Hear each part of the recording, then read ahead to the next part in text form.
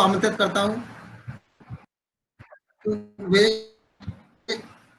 कार्यक्रम की शोभा बढ़ाएं और अपने बच्चों से सबका मार्गदर्शन करें। सभी को नमस्कार।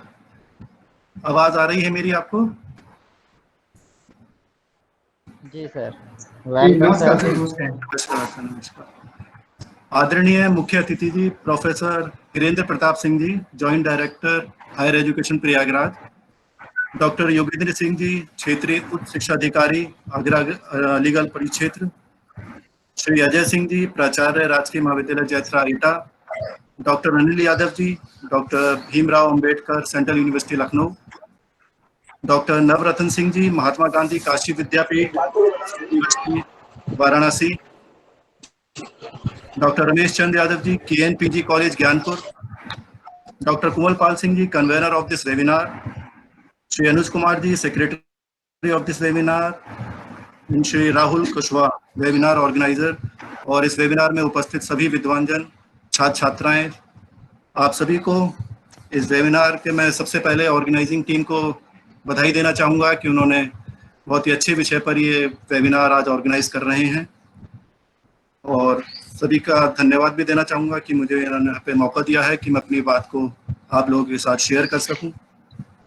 जो वेबिनार का टॉपिक हमने रखा, अपने लोगों ने रखा है कि सीखने के लिए सर्वोत्तम वातावरण एवं उसमें छात्राओं की भूमिका। तो मैं ये समझता हूँ कि यही जो टॉपिक है, एक तरह से यही हमारी शिक्षा व्यवस्था का एक सेंट्रल पॉइंट है, क्योंकि शिक्षा व्यवस्था में छात्र और शिक्षक का ही मेन रोल होता है, बाकी तो सब एडमिनिस्ट्रेटिव रोल्स ही होते हैं। छात्र और शिक्षक ही सीखने का वातावरण बना सकते हैं। ये दोनों शिक्षा व्यवस्था के एक तरीके से कहें कि दो पहिए हैं, अगर एक भी पहिया गड़बड़ा जाए तो शिक्षा व्यवस्था चौपट ही हो जाती है। अब हमें अच्छा वातावरण बनाना है, जो हमारा ये टॉपिक है, तो एक सौहार्दपूर्ण जो संबंध होता है, या हम कह सकते हैं क्लोज और harmonious relationship between teachers and students, अगर ये अच्छा है तभी एक पॉजिटिव लर्निंग एनवायरनमेंट बन सकता है। जब हमारे स्टूडेंट्स को लगता है कि टीचर्स उनका ध्यान रखते हैं, तब स्टूडेंट्स क्वेश्चंस पूछने से हिचकते नहीं हैं और कुछ अच्छा करने का प्रयास भी करते हैं। मुझे याद है कि जब मैं शुरू में पढ़ाने के लिए जब अपने करियर स्टार्ट करा था टीचिंग का, तो मैं इकोनॉमिक्स का एक विषय पढ़ा रहा था। उसमें एक डेफिनेशन बोलनी थी एडम स्मिथ के बारे में कि अकॉर्डिंग टू एडम स्मिथ ये कहा गया। तो माहौल क्योंकि क्लास का अच्छा था, तो कुछ बच्चे पूछ रहे सर ये एडम स्मिथ कहाँ के हैं। अब शुरू में तो एकदम हम नई जॉब थी, पता नहीं था, लेकिन एक पता लगा कि ये बच्चे अगर क्वेश्चन पूछते हैं तो टीचर को भी उसी हिसाब से तैयारी करके आना पड़ता है। कुछ IIM के प्रोफेसर से मेरी बात होती है तो वो बताते हैं कि हमें 1 घंटा पढ़ाने के लिए कम से कम 3-4 घंटे हमें स्टडी करनी पड़ती है।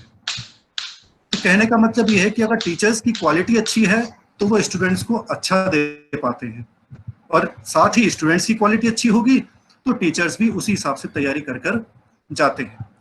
तो जब स्टूडेंट्स को लगता है कि टीचर्स उनका ध्यान रखते हैं, उनके क्वेश्चंस का जवाब दे रहे हैं, तब स्टूडेंट्स पूछने से हिचकते नहीं हैं। और ये हार्मोनियस जो रिलेशनशिप है, एक सौहार्दपूर्ण वातावरण जो बनता है, उसके लिए टीचर को हर एक स्टूडेंट की, चाहे वो इसकी स्ट्रेंथ हो, उनका इंटरेस्ट हो, ये पता लगाना जरूरी है। और साथ ही उनकी जो कमजोरियां हैं वो भी शिक्षक को पता होना चाहिए कि छात्र में ये कमियां हैं, और हम फिर उसी तरीके से बच्चों को पढ़ा सकते हैं। अच्छा वातावरण तभी माना जाएगा जब स्टूडेंट्स फिजिकली और कहें कि इमोशनली सेफ फील करें। उन्हें क्लासरूम ऐसा लगे जहां वे अपने आप को पा सकें, जहां वे अपने आप को और अपने आइडियाज को फ्रीली एक्सप्रेस कर सकें। एक अच्छा वातावरण स्टूडेंट्स का अटेंशन क्रिएट करने के लिए बहुत ही सहायक है। छात्रों को इमोशनल कहें या बिहेवियरल रेगुलेशन भी उनका अच्छा रहता है। हो सकता है बच्चे ज्यादा मोटिवेट होंगे इस वजह से, जिससे कि बढ़िया लर्निंग एनवायरनमेंट में एक लर्निंग आउटकम अच्छा आएगा। बच्चों में भय की चिंता या अनिश्चितता की भावना भविष्य के लिए नहीं होती है और या कम हो जाती है। तो हमें ये सब चीजें ध्यान में रखनी है कि शिक्षकों को आज के समय को ध्यान में रखते हुए, क्योंकि कोरोना महामारी का काल चल रहा है, तो इस समय को ध्यान में रखते हुए हमें वर्चुअल लर्निंग एनवायरनमेंट का निर्माण करना है। कई कॉलेजों में ऐसा हो भी रहा है। इसमें लिए हमें टेक्नोलॉजी और हम कहें कि डिजिटल टेक्नोलॉजी का उपयोग करने के लिए अपने कौशल को उन्नत बनाना होगा, क्योंकि टीचर्स को रेगुलर बेसिस पर अपने आप को अपग्रेड करना भी बहुत जरूरी है। आगे भी ऑनलाइन क्लासेस चलती रहेंगी। यूजीसी कह भी रही है कि 70% हमारी अगर फिजिकल क्लासेस भी होती हैं तो लेकिन 30% ऑनलाइन क्लासेस भी चलती रहेंगी। तो इसलिए वर्चुअल सीखने का वातावरण बनाए रखना एक चुनौती से कम नहीं है। शिक्षक सीखने की प्रक्रिया में सहयोगी बने और छात्रों को रुचि के साथ सीखने के लिए प्रेरित भी करें। इस बात का हमें अपने शिक्षक साथियों को विशेष ध्यान रखना पड़ेगा।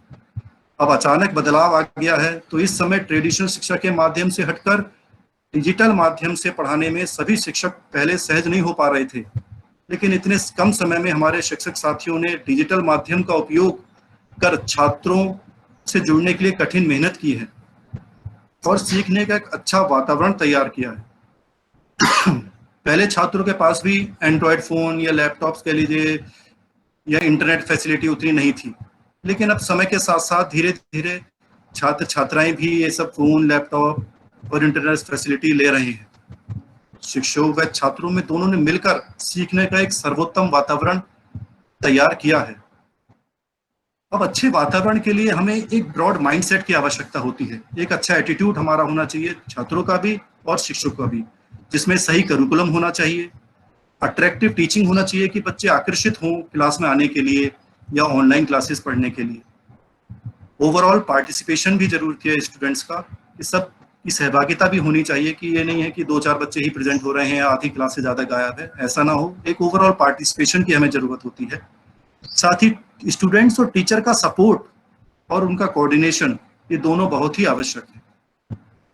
अब करिकुलम इंटरेस्टिंग होना चाहिए, जिससे छात्र केवल किताबी ज्ञान से काम नहीं चलने वाला है।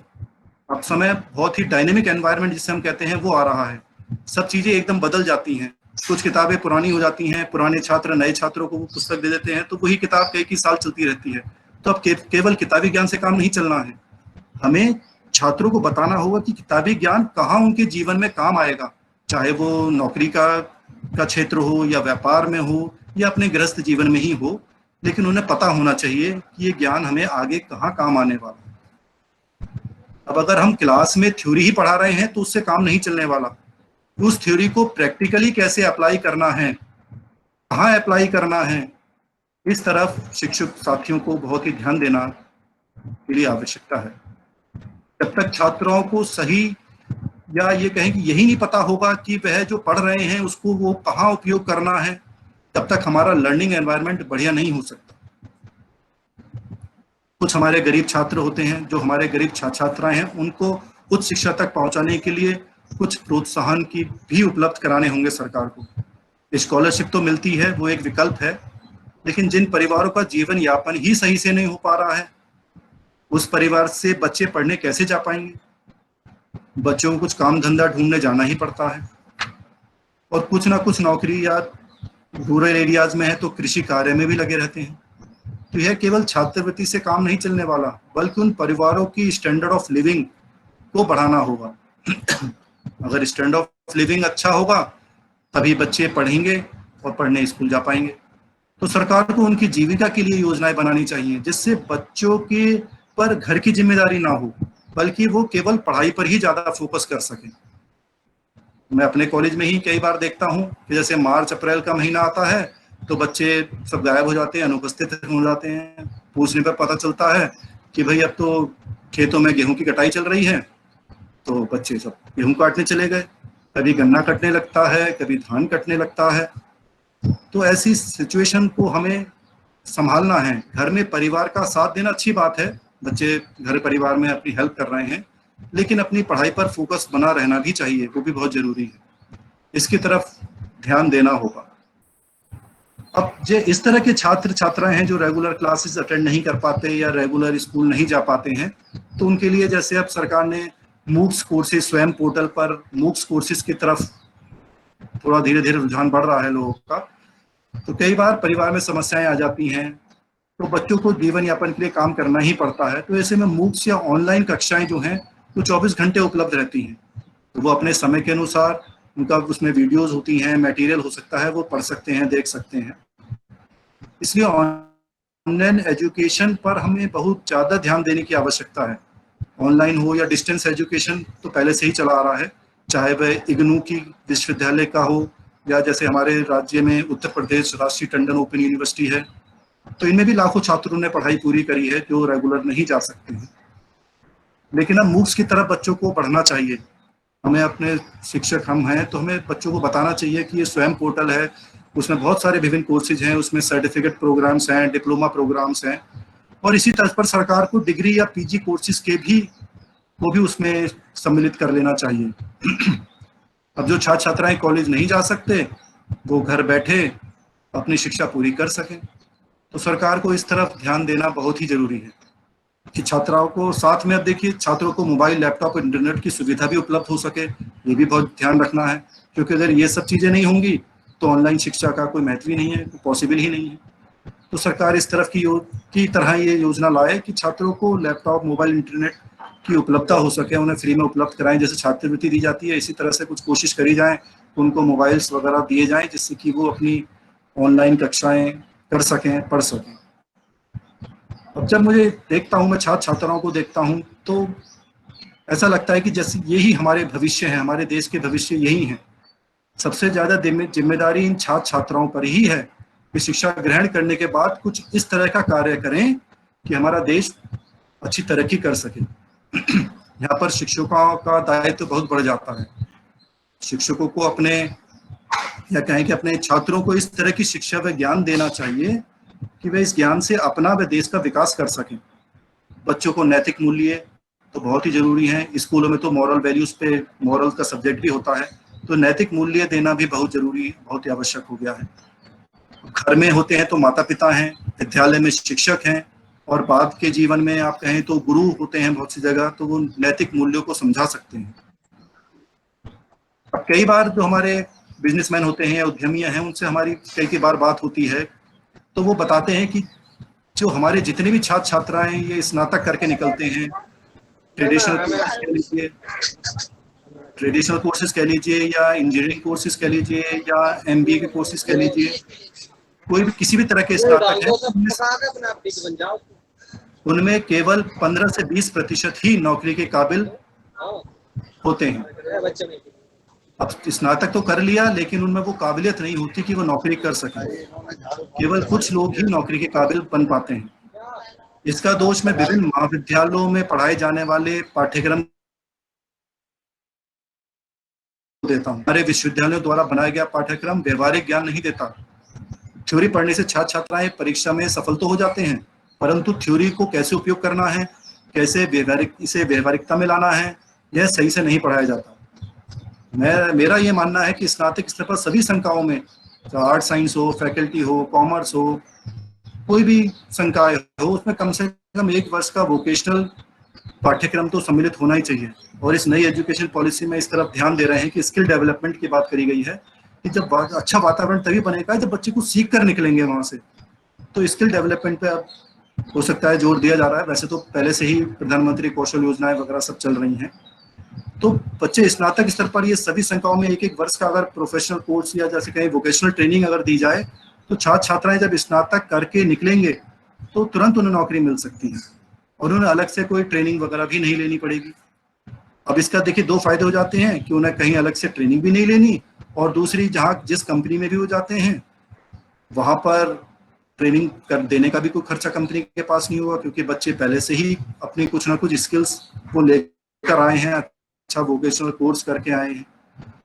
तो इस तरह का विद्यालयों को, या कहें हम विश्वविद्यालय, क्योंकि विश्वविद्यालय हमारे यहाँ सब कोर्स का निर्धारण करते हैं, तो जब ये कोर्स निर्धारण करते हैं तो उसमें जो एंटरप्रेन्योर्स हैं, जो उद्यमियां हैं, या जो वैज्ञानिक हैं, या सरकार के प्रतिनिधि हैं, इन सबको साथ मिलकर ही पाठ्यक्रम का निर्धारण करना चाहिए। अब होता क्या है कि कुछ प्रोफेसर्स जो डीन होते हैं, कुछ बड़े प्रोफेसर्स होते हैं, वो सब एक जगह बैठ जाते हैं, कोर्सेज का निर्धारण हो जाता है, अब जो एक्चुअल ग्राउंड रियलिटी है वो पता ही नहीं होता कि बच्चे कैसे पढ़ पाएंगे, कैसा उनका स्किल डेवलपमेंट होगा।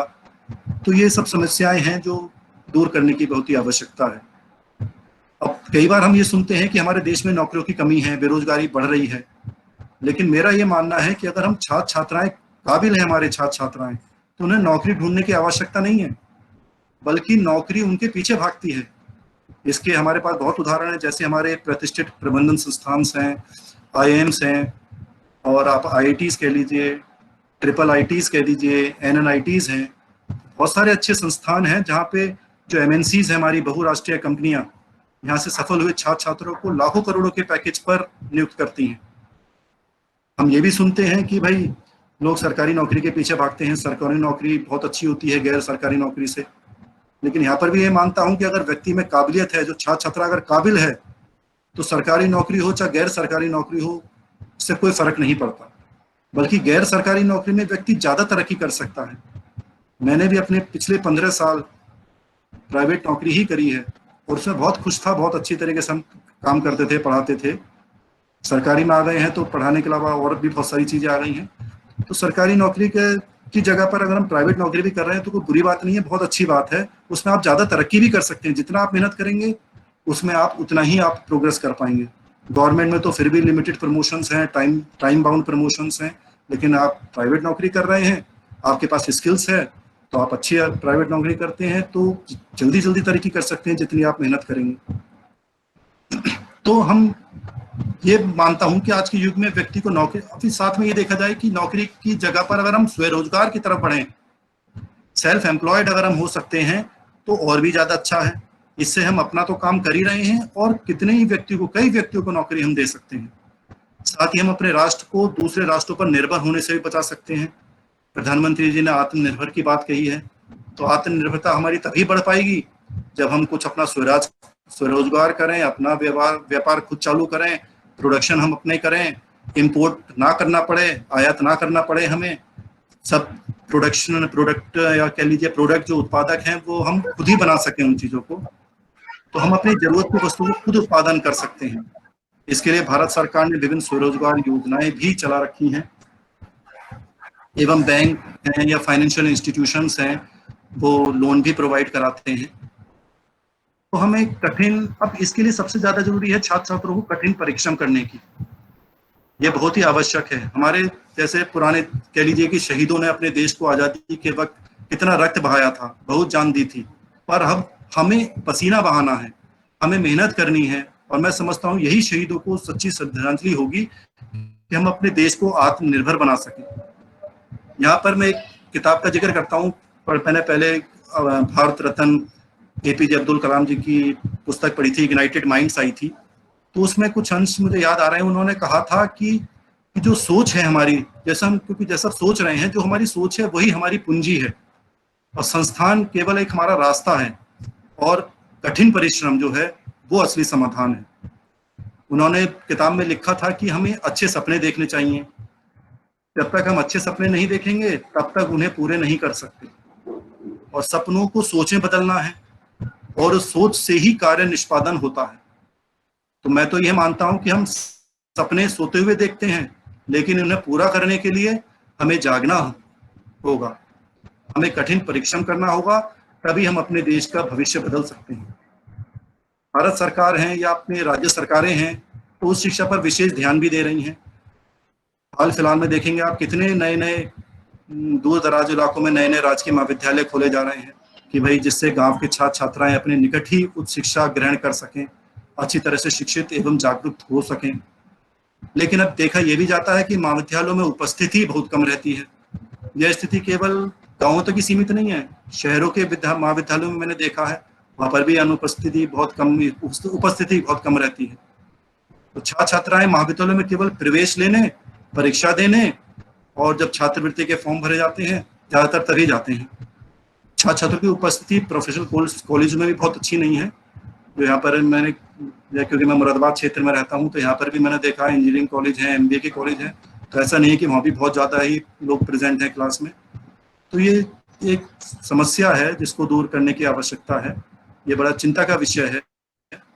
अब राज्य सरकारें तो उच्च शिक्षा को सभी छात्र छात्रों तक पहुंचाना चाहती हैं, अब ये इस वजह से उनका उद्देश्य पूरा नहीं हो पा रहा है क्योंकि बच्चे क्लास में जा ही नहीं रहे हैं।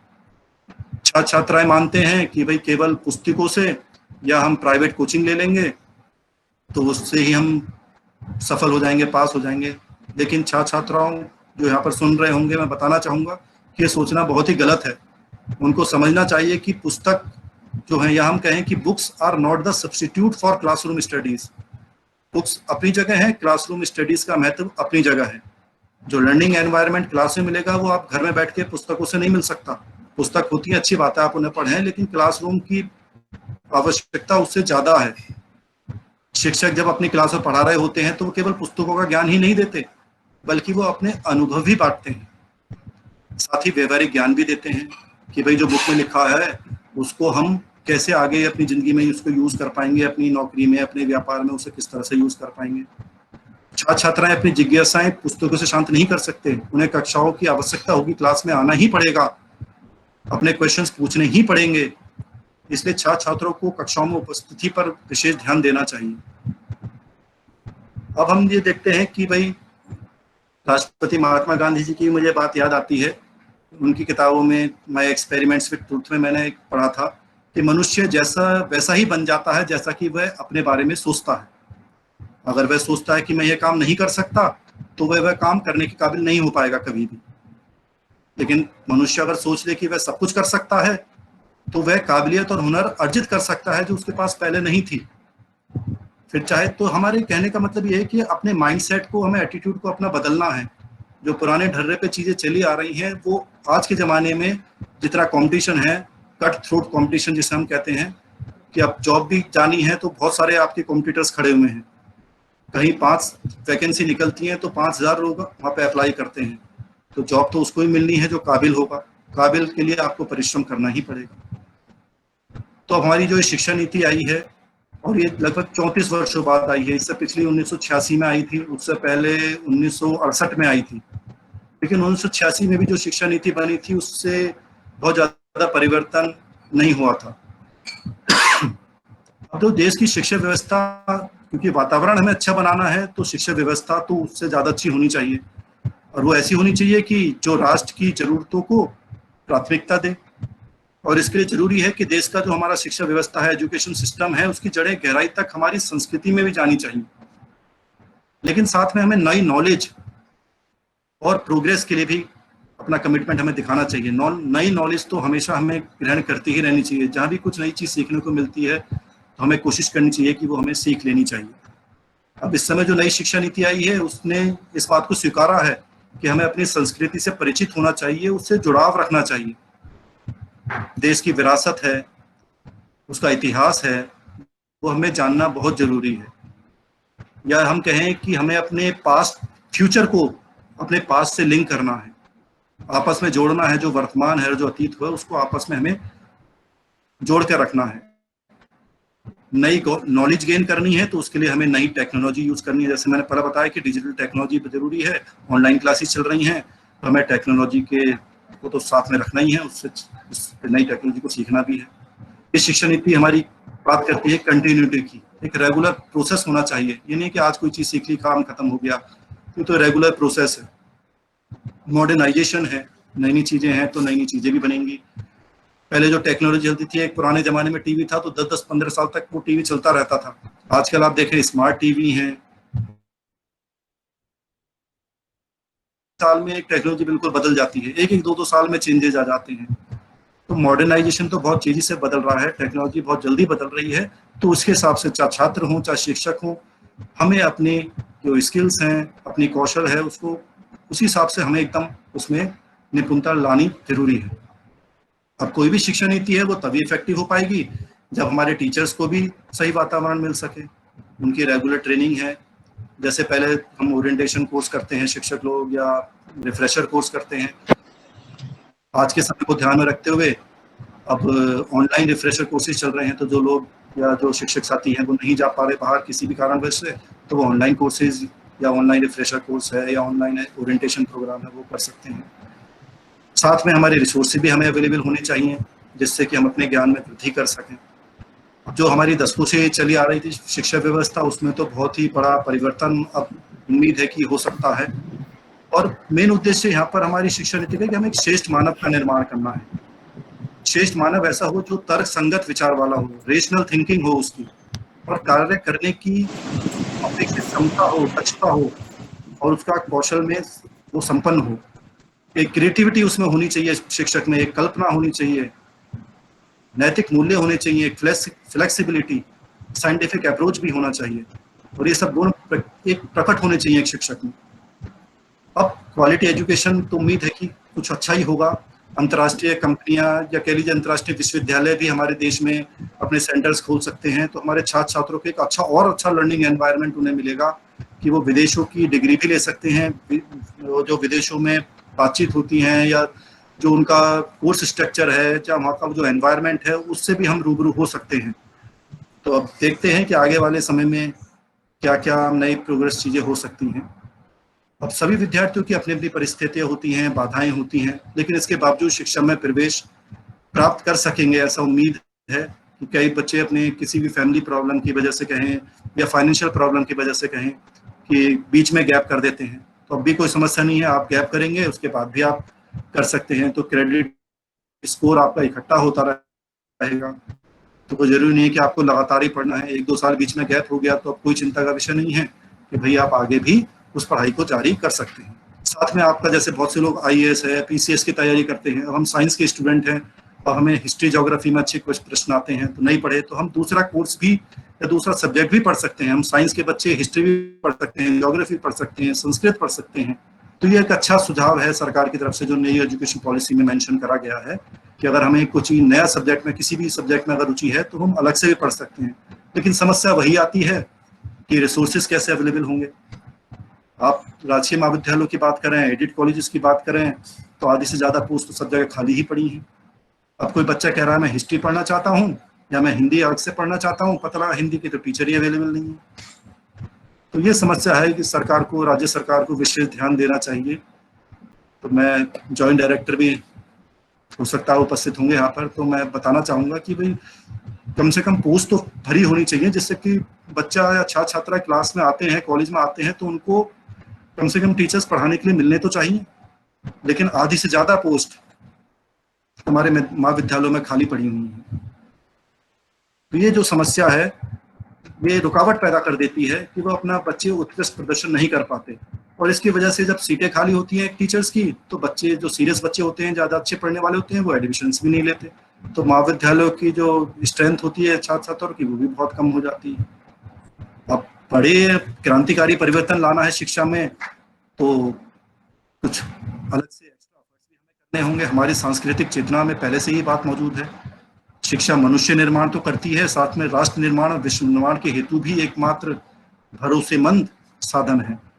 अब ये सुखद संयोगी है, अच्छी बात है कि भाई कोरोना महामारी के बीच में ही ये नई शिक्षा नीति स्वीकृत हो गई है। तो मैं समझता हूँ कि सरकार इस तरफ विशेष ध्यान देना चाह रही है कि महामारी के बीच में भी ये स्वीकृत हो गई है, और सब कॉलेजों में आजकल इस तरह के वेबिनार आयोजित हो रहे हैं जिससे कि हम शिक्षा नीति के बारे में ज़्यादा अवेयर हो सकें, ज़्यादा लोगों को पता चल सके कि उसमें क्या क्या मेंशन करा गया है।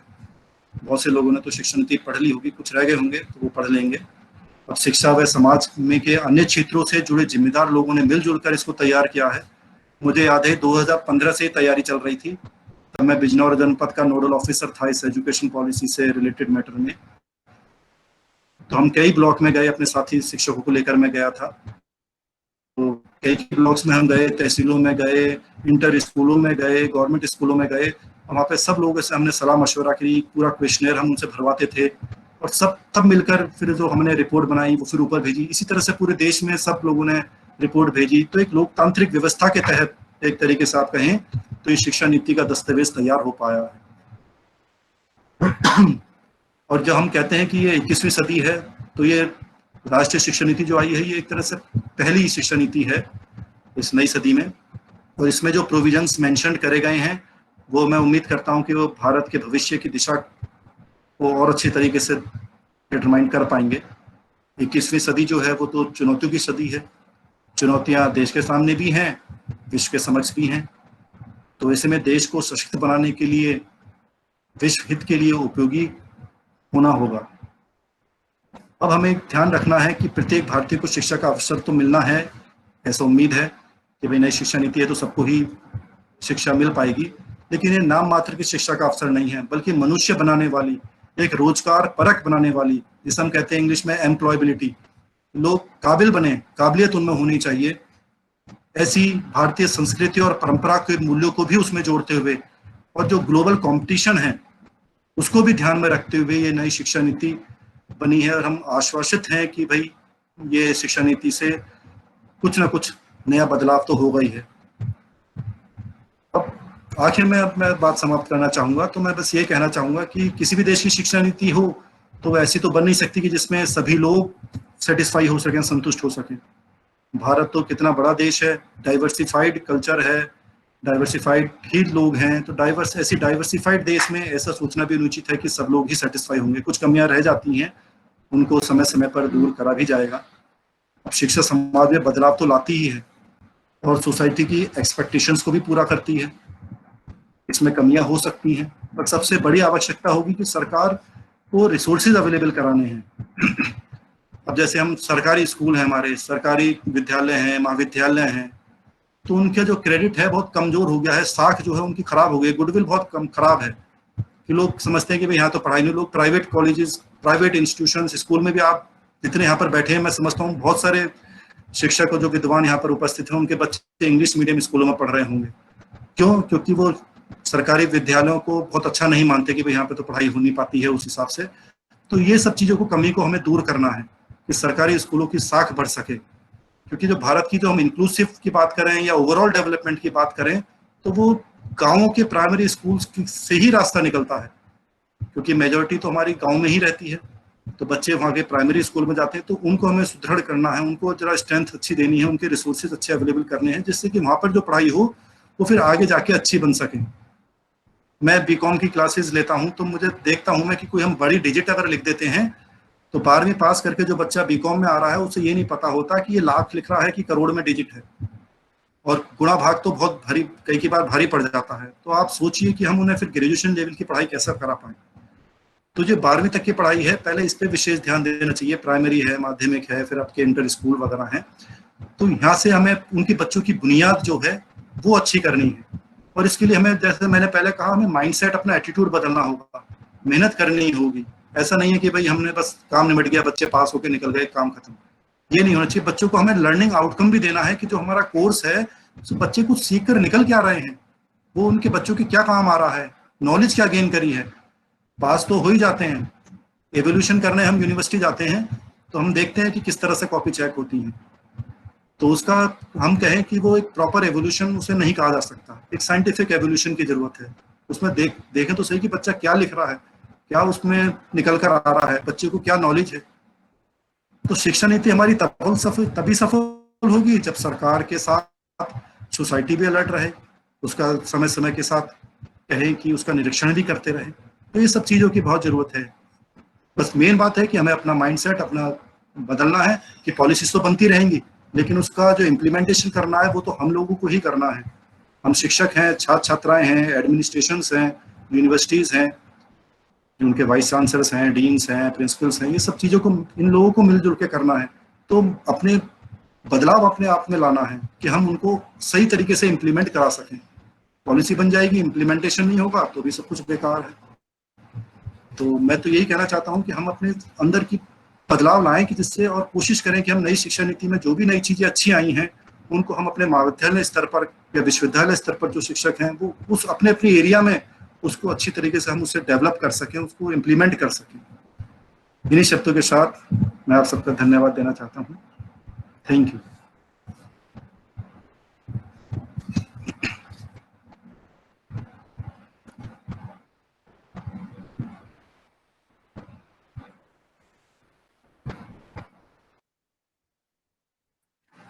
Doctor Gopal sir, doctor Gopal sir. Thank you Ajit sir. आपने जो वेबिनार में एक अच्छा संदेश दिया, अच्छा सुझाव दिया कि सरकारों को भी शिक्षकों की कमियों को दूर करना चाहिए। ज़्यादातर महाविद्यालय में शिक्षकों की बहुत कमी है, और जिस कारण से छात्र छात्राएं अच्छे छात्र छात्राएं महाविद्यालय में प्रवेश नहीं लेते हैं, वो अन्य चले जाते हैं, अच्छी जगह चले जाते हैं, अच्छे संस्थानों में चले जाते हैं।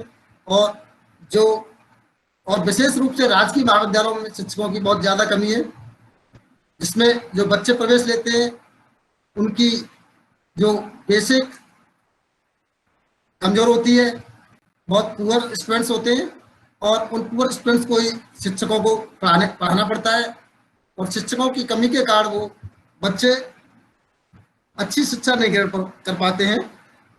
तो सर ने इस विषय में एक अच्छा सुझाव दिया है कि सरकारों को छात्रों के लिए शिक्षकों की कमी को दूर करना चाहिए, और साथ ही साथ उनके लिए आवश्यक ऑनलाइन शिक्षा के लिए जो आवश्यक है, जैसे जो गरीब छात्र हैं उनके लिए लैपटॉप या मोबाइल, और जो रूरल क्षेत्र में कॉलेज है वहाँ पर नेटवर्क की व्यवस्था के बारे में भी विचार करना चाहिए। अब इसी के साथ मैं अपने वेबिनार के अगले